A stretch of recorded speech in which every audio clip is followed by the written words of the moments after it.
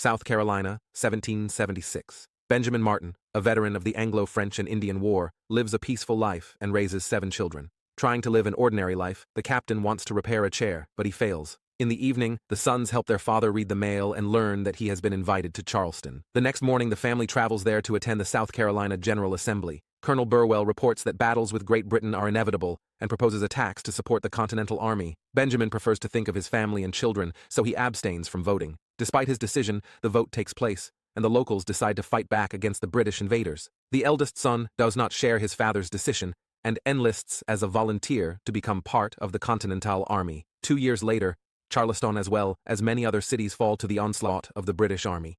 Knowing Gabriel's hard fate in the battles, Benjamin is apprehensive as the war draws ever closer to his home. In the evening, he hears explosions nearby and asks the children to be vigilant. Soon a man appears in the house, but it turns out to be the wounded Gabriel, who has returned with parcels for the command. A few minutes later, a battle between the Continental Army and the British takes place in the Martin family's yard, during which many soldiers lose their lives.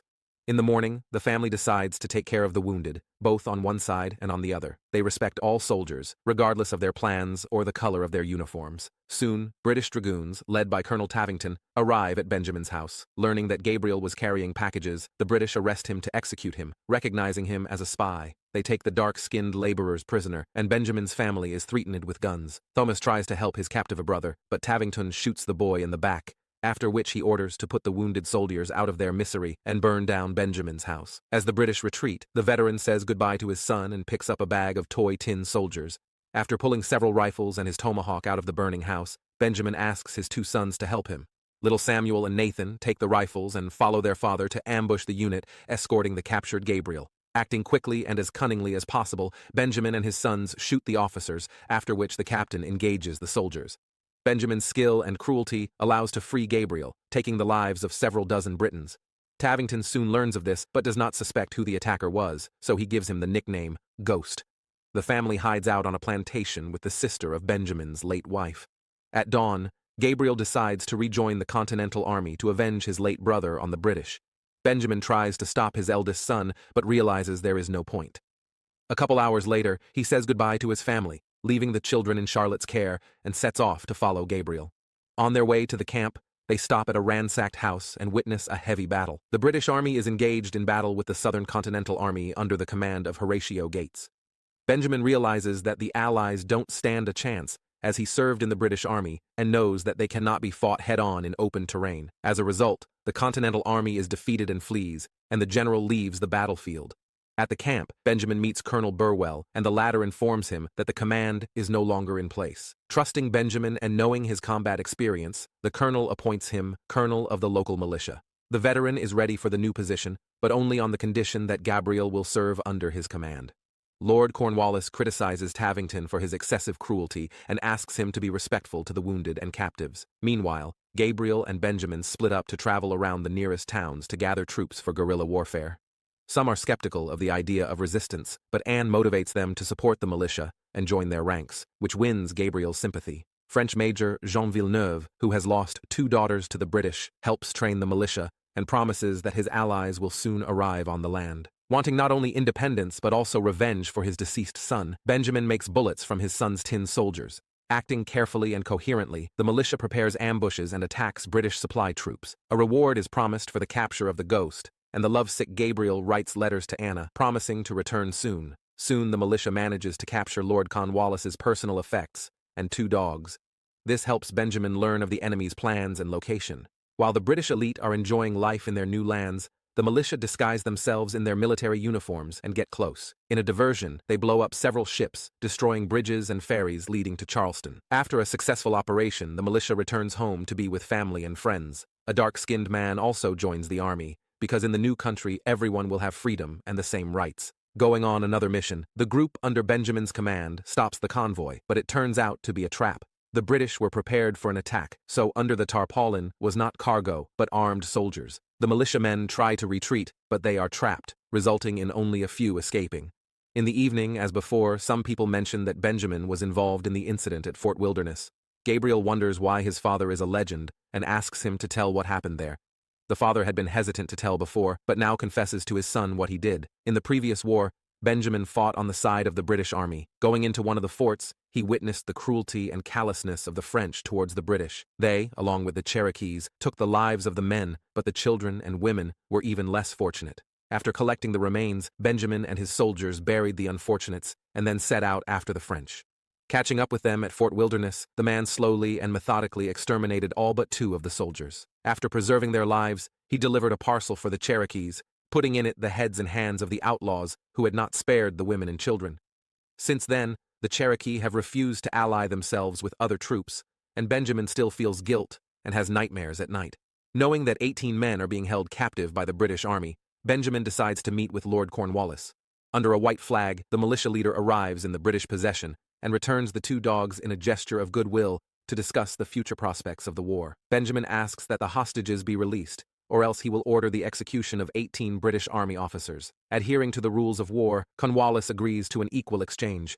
Tavington, who arrives, opposes and provokes Benjamin into conflict, but the militia colonel promises to meet his enemy later. Benjamin takes the prisoners, and the British learn that it was all a ruse, as they found effigies in their military uniforms instead of officers.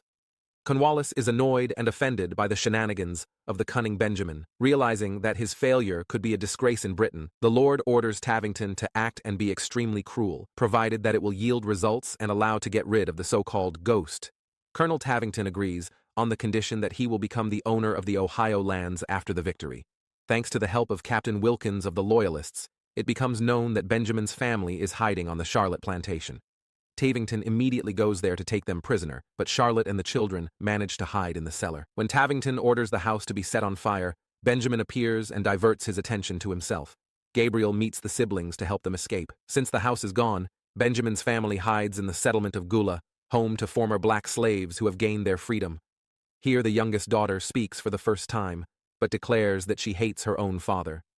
Recognizing the identities of other militia members, Tavington attacks their families and burns down their homes. Upon learning of this, Benjamin's group returns home. One of the militiamen commits suicide after seeing the bodies of his wife and young son. Realizing that others are having an equally hard time, Benjamin gives a week's leave so the militia can protect and hide their families. Traveling to Gula, Benjamin spends time with his family and learns that Gabriel has decided to get married. Soon Anna and her parents arrive at the settlement, and the couple legitimizes their relationship. Benjamin gives his eldest son's wife a family pendant and realizes that he has fallen in love with his late wife's sister.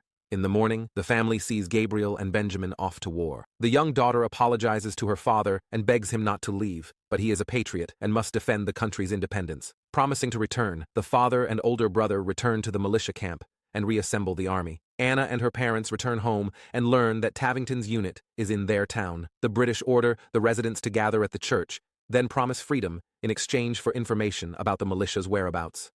One of the men, in an attempt to save his life, exposes Anna's father and reveals where Benjamin is hiding. Tavington, showing extreme cruelty, orders the doors barricaded and the church burned.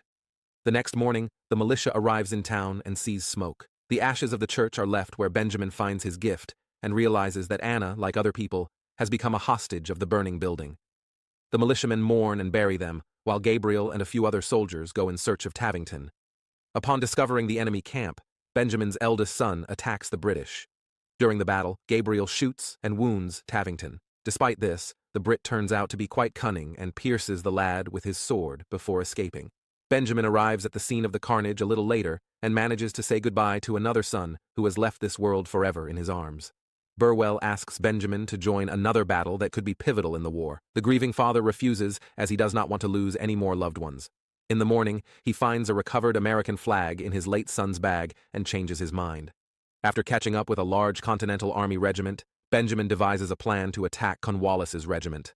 The militiamen fire first and escape, but it turns out to be all a trap for the overconfident British. The Continental Army meets and crushes the enemy, forcing them to flee the battlefield. At some point, the spirit and strength of the Continental Army runs out. The soldiers begin to retreat, but Benjamin, like a true patriot, motivates them by raising the American flag, symbolizing strength and independence. The Continental Army rejects the enemy's attacks with renewed vigor, and Cornwallis realizes that he is close to defeat.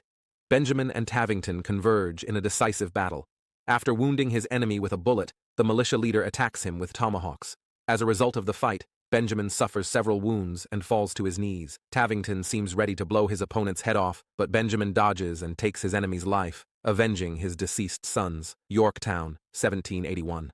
After a long retreat, Cornwallis finds himself surrounded. Long-awaited support arrives to help the Continental Army in the form of the French Navy. The British Lord capitulates, and Benjamin and his family return home. Arriving on home soil, they are surprised to learn that a free black militia and other soldiers have decided to rebuild America, starting with their leader's home. Thank you for watching the recap. Please support use, like, and subscribe. See you.